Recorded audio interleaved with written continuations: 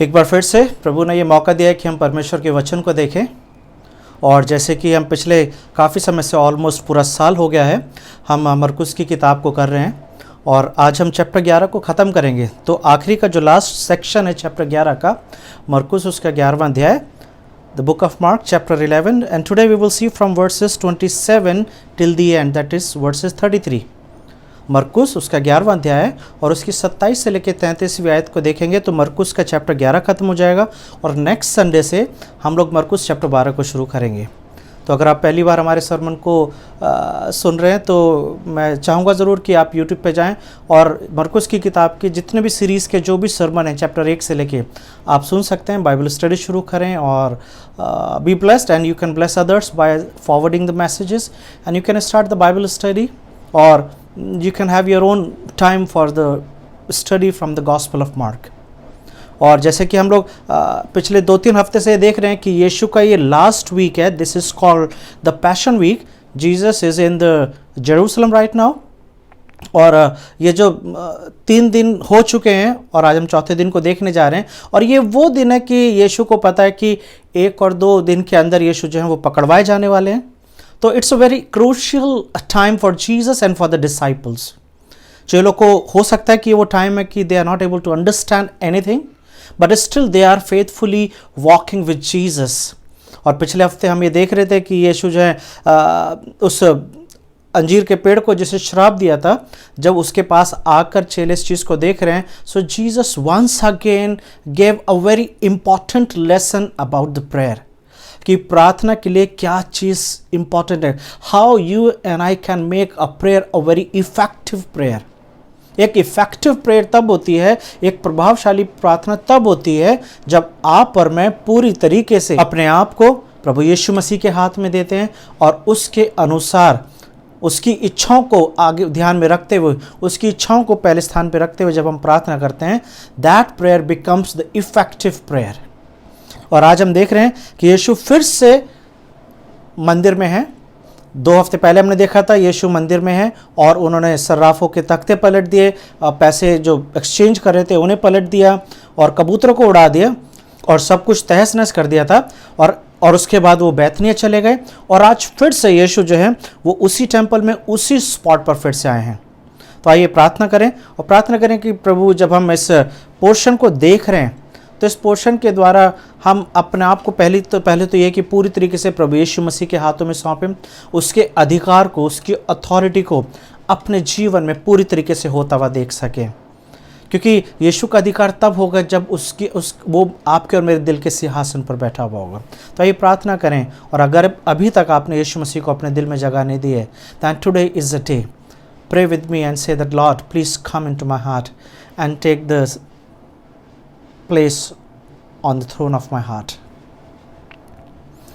Dear Lord, we thank you for this wonderful time that once again, Father God, we are available to hear your word. Speak to us.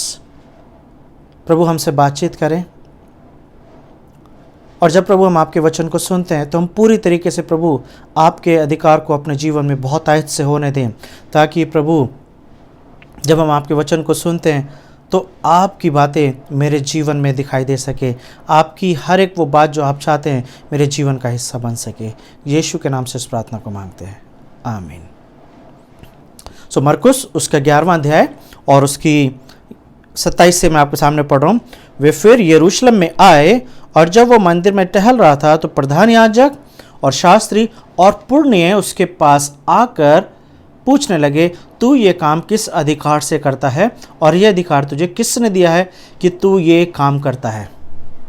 पहली चीज़, यहाँ पर पुरनिये आए हैं, याजक आए हैं और शास्त्री आए हैं। तो एक चीज़ है कि इससे पहले वाले 2 संडे पहले जब हम देख रहे थे कि यीशु जब मंदिर में आए, तो मंदिर में जब यीशु आए हैं तो उन्होंने सारा बिजनेस जो था तो सारा बिजनेस क्लोज कर दिया, सब तहस नहस कर दिया और उसके बाद nobody dare to ask question to Jesus। किसी की ये हिम्मत नहीं हुई कि यीशु मसीह से आके सवाल पूछे कि किस अधिकार से यीशु ने काम करा था। और यीशु ने अपना काम करा and then he went to बैतनिया और उसके बाद ऐसा लिखा हुआ है कि आज जब यीशु फिर से टेंपल में आए हैं, एक बहुत बड़ा झुंड यहूदियों का यीशु के ऊपर अटैक के प्लान से आया है। कौन कौन है इसके अंदर? इसमें प्रधान याजक है, इसमें शास्त्री हैं और इसमें पुरनी है। और इंग्लिश की बाइबल को आप देखेंगे, so this group is called the Sanhedrin. Sanhedrin का मतलब होता था 70 से 72 लोग इस ग्रुप का हिस्सा होते थे। 70 to 72 पीपल। इसके अंदर याजक हैं, means a priest and Levites and scribes and elders. और सिर्फ यही नहीं, इसके अंदर सैड्यूसीज भी होते थे। तो 70 आप मान लीजिए, ये वो लोग हैं जो इज़राइल का न्याय करते थे। So they were the people, they were running the Jewish community. So they were the leaders of the Israelites. और यहाँ पर क्योंकि इन्हें पता था कि एक दो जने से इससे पहले भी यीशु से कन्फ्रंट किया गया था, लेकिन रिजल्ट कुछ नहीं आया था। So today they are coming in a group. 70 से 72 लोग यीशु से आकर सवाल पूछते हैं 28वीं वर्ष में, तू ये काम किस अधिकार से करता है और यह अधिकार तुझे किसने दिया है कि तू ये काम करे। अब यहाँ पर मरकुस ने हमें ये नहीं बताया कि what is the work they are basically addressing. किस काम की बात कर रहे हैं? क्या ये इस काम की बात कर रहे हैं कि यीशु ने मंदिर में सर्राफों के तख्ते पलट दिए और वो सारा बिजनेस जो था वो चौपट कर दिया? और maybe they are talking about that how Jesus cursed the fig tree. या फिर वो ये पूछना चाह रहे हैं कि यीशु अभी तक जो भी कुछ करता हुआ आया है वो किस अधिकार से कर रहा है? क्योंकि ये तीसरी टाइम है मरकुस की किताब में कि जब एक बड़ा ग्रुप यीशु से आके सवाल जवाब कर रहा है। हमने चैप्टर 2 में देखा था कि इज़राइल यरूशलेम से कुछ लोग गए थे, शास्त्री फरीसी, और ये लोग आकर यीशु से सवाल पूछ रहे थे। फिर चैप्टर 3 में हमने देखा था जहाँ पर उन्होंने बोला था कि इसके अंदर तो दुष्टात्मा समाई हुई है, बेल्ज़बूब इसके अंदर है, और वहाँ पर भी वो यीशु के मिनिस्ट्री के ऊपर उंगली उठा रहे थे। और अब एक बार फिर से एक बहुत बड़ा group, almost 70 people, they surrounded Jesus and they are asking, by what authority you do this? और क्वेश्चन सिर्फ ये नहीं कि किस अधिकार से ये काम करता है, लेकिन इसको रीफ्रेस किया जाए। अगर इस क्वेश्चन को अगर एक नए ढंग से लिखा जाए तो इसका मतलब ये हो सकता है कि तुम्हें ये काम करने का अधिकार किसने दिया है? Who gave you the authority to do these all things? जिसके अंदर मंदिर में वो सब बिजनेस चौपट कर देना। क्योंकि एक चीज है, यहां पर इन्होंने ये ऑब्जेक्शन नहीं उठाया कि मंदिर में तुम्हें ये काम नहीं करना चाहिए था। Notice this carefully. जब यीशु ने 2 हफ्ते पहले हम ये देख रहे थे कि वो बिजनेस सारा चौपट कर दिया, सब कुछ तहस नहस कर दिया और दुकानें पलट दी और लोगों को वहां से भगा दिया, वहां पे किसी ने भी सवाल नहीं पूछा। क्या लगता है आपको कि सवाल क्यों नहीं पूछा होगा? मुझे ऐसा लगता है सवाल इसलिए नहीं पूछा क्योंकि इन लोगों को यह पता था कि जो वो लोग कर रहे थे वो गलत कर रहे थे। क्योंकि अगर सही कर रहे होते then definitely they would have arrested Jesus or they would have asked question to Jesus। क्योंकि यीशु इनके घर में आए हैं। Now Jesus is standing in Jerusalem, और यरूशलेम जो है it's an epicenter of the Jewish people। Israelites, especially the Pharisees, Sadducees and the scribes and the elders, they all sit in this place। तो ये एक तरीके से ऐसा है कि यीशु उन्हीं के घर में जाके और उन्हीं को चैलेंज दे रहे हैं। So they have every right to arrest Jesus or to take question। लेकिन उस वक्त उन्होंने कोई भी सवाल नहीं पूछा था, जबकि उस वक्त उनके पास पुलिस भी थी, जिसे टेंपल पुलिस भी बोलते हैं, या इसे बोलते हैं कि फरीसियों की अपनी पुलिस होती थी जिससे वो गतिविधियों को कंट्रोल करते थे। But nobody dared to ask question anything। लेकिन आज, क्योंकि उस दिन शायद उन्हें यह लगा होगा, it was they took the ego, कि किस तरीके से यीशु ने हमारे घर में घुस के उस चीज को कर दिया जो नहीं करना चाहिए था। लेकिन सवाल नहीं पूछ रहे। और आज चारों तरफ से घेर के यीशु से सवाल पूछ रहे हैं. So what basically they are saying, they are asking from where you get the authority. कहाँ से तुम्हें अधिकार आया है? Do you have any certificate? Do you have any documentation that you can prove? अगर इन लोगों ने उस अंजीर के पेड़ को देखा होगा तो मुझे नहीं लगता कि फिर यह क्वेश्चन एक वैलिड क्वेश्चन है, क्योंकि अंजीर के पेड़ का तुरंत सूख जाना इस बात को दर्शाता है that Jesus has the authority and this authority he has been given from his father. जब आप हमारे थंबनेल को देखते हैं तो उस थंबनेल पे 2 स्टेटमेंट लिखे हुए हैं जिसमें क्वेश्चन है that who is Jesus, यीशु कौन है. और चैप्टर 1 से हम इस चीज़ को देखते हुए आ रहे हैं कि मरकुस इसके आंसर को दे रहे हैं कि यीशु कौन है. यीशु वो है जिन्हें पाप क्षमा करने का अधिकार है. यीशु वो है जो नेचर के ऊपर जिनका अधिकार है, जिसने तूफान को रोक दिया. यीशु वो है जिसे हर बीमारी के ऊपर अधिकार दिया गया है. यीशु वो है जिसने दुष्ट आत्माओं को कंट्रोल कर लिया and he cast out demons. यीशु वो है जिसने अपने चेलों को 2-2 करके जब भेजा था तो उन्हें ये अधिकार दिया था कि दुष्ट आत्माओं के ऊपर और बीमारियों के ऊपर वो सारा अधिकार चेलों को दिया था. So we can see that Jesus has the authority from the demon. जब एक लकवे के मारे को लाया गया था तो वहां पर यीशु मसीह ने बोला था कि मनुष्य के पुत्र को यह अधिकार दिया गया है कि वो पाप भी क्षमा करे और चंगाई भी दे.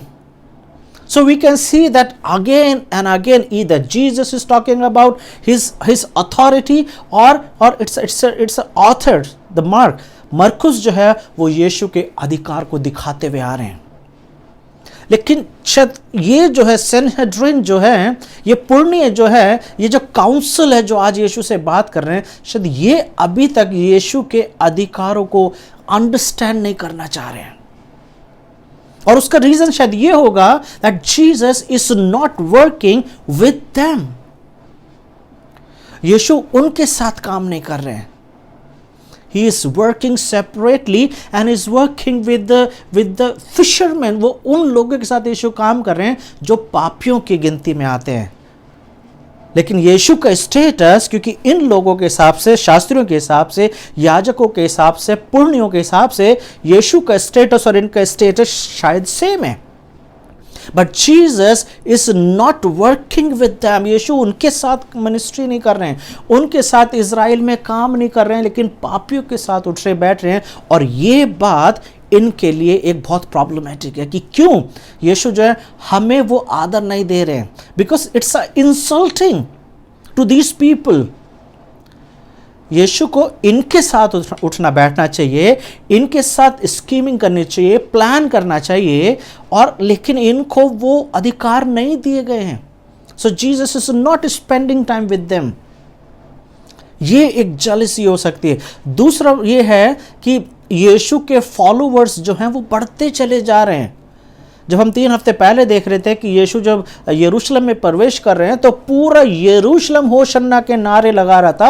And that was the problem for these people, क्योंकि इन लोगों के पीछे कभी भी इतने लोग नहीं आए थे. तो थोड़ी सी तो जलन होएगी ना कि इनको नहीं पूछा जा रहा है. लेकिन एक यीशु जो 2-3 साल से मिनिस्ट्री करना शुरू कर दिया, and all of a sudden he became the celebrity. Wherever he goes people goes. जहां कहीं यीशु जा रहे हैं बहुत बड़ी भीड़ देखी जा सकती है, और इनके पास लोग नहीं आ रहे हैं. तो ये एक क्वेश्चन है कि इन सारे बातों को ध्यान में रखते हुए शायद ये सवाल पूछा गया है that who gave you this authority. और 29वें वर्ष में यीशु ने उनसे कहा, मैं भी तुमसे एक बात पूछना चाहता हूं, मुझे उत्तर दो तो मैं तुम्हें बताऊंगा कि ये काम किस अधिकार से करता हूं. और यहाँ पे ऐसे लिखा हुआ 30वें वर्ष में, यूहन्ना का बपतिस्मा क्या स्वर्ग की ओर से था या मनुष्य की ओर से था, मुझे उत्तर दो. Now Jesus played a very wise move here. He wants to give answer, but he is not giving answer the way they asked. और अगर आप नीति वचन उसका 26:4 देखेंगे, वहां पर ऐसा लिखा हुआ है, नीति वचन 26:4, मूर्ख को उसकी मूर्खता के अनुसार उत्तर ना देना. Do not give answer a fool according to his folly.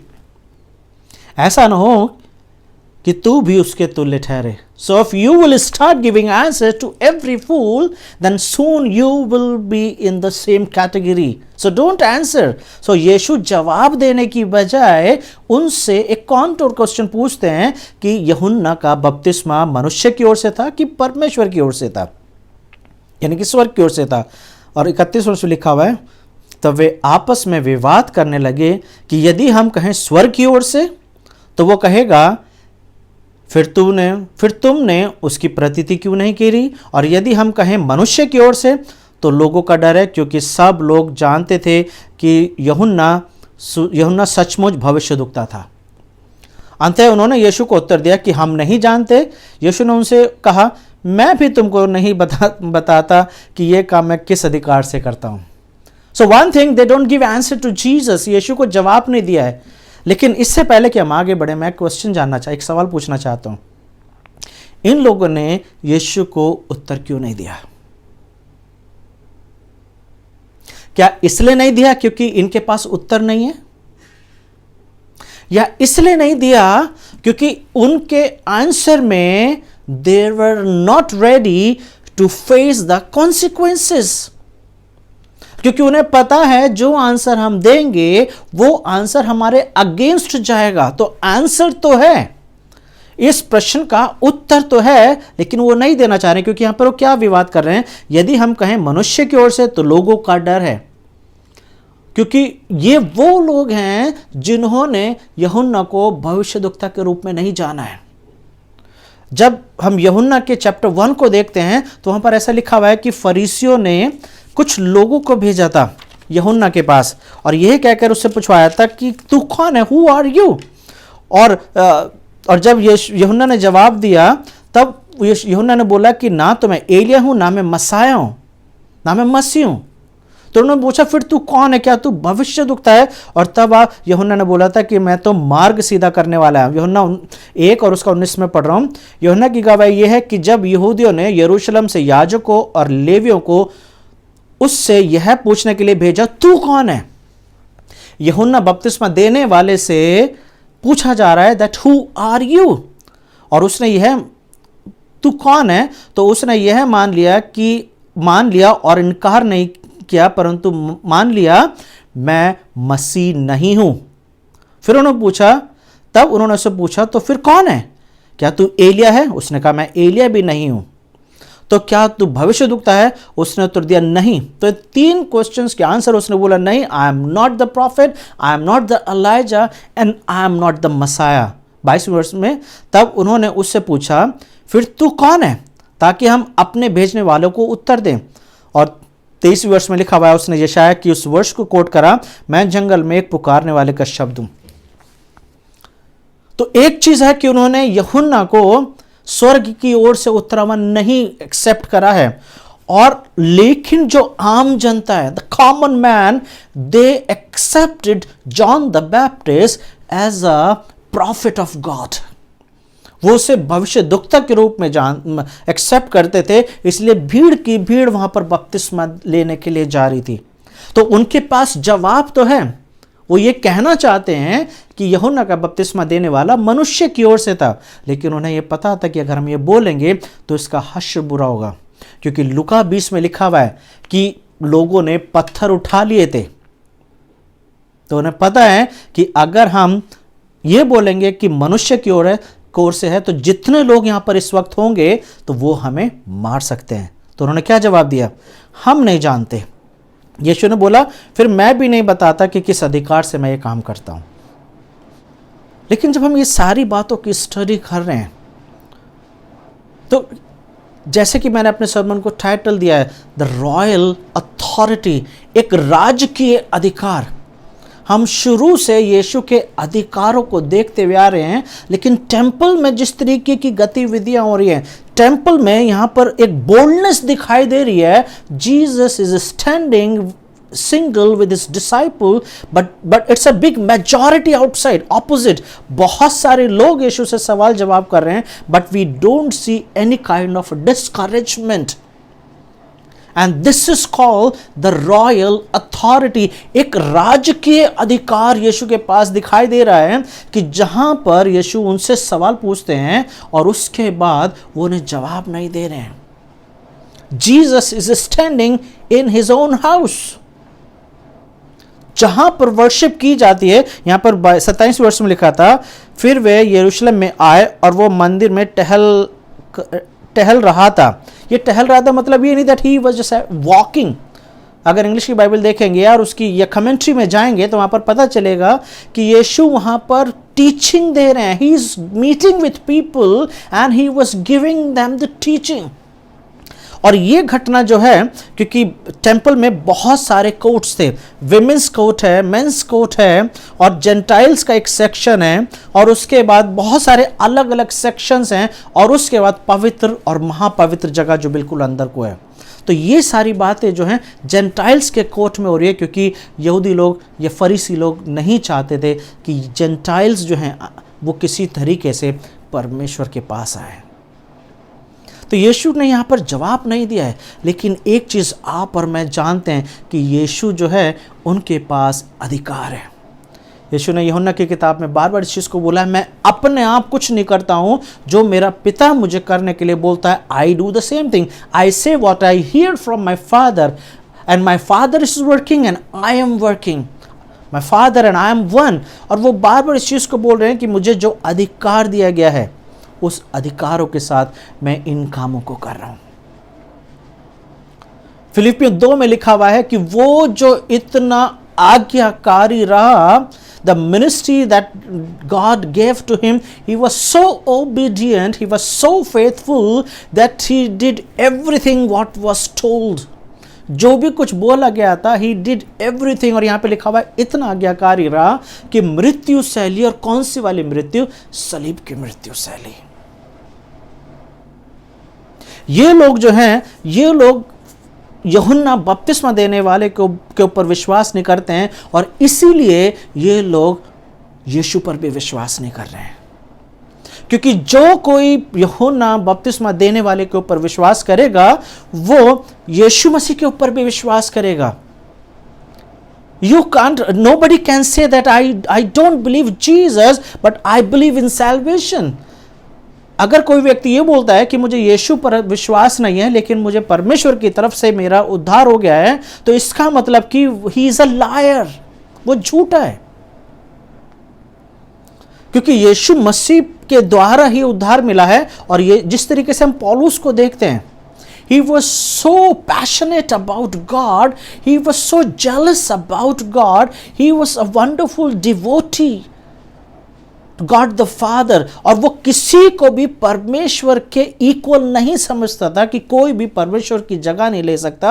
And he was so jealous कि जब उसे ये पता चला कि लोग जो हैं यहोवा को छोड़ के एक यीशु नाम का कोई और उसको फॉलो कर रहे हैं, ही बिकेम वेरी जेलस कि किस तरीके से लोग जो हैं यहोवा को छोड़ के, यहोवा परमेश्वर को छोड़ के किसी दूसरे के पीछे जा रहे हैं। But God corrected him. इससे पहले कि वो बहुत दूर चला जाता, परमेश्वर ने उसको करेक्ट करा। You can't love me and hate my sun.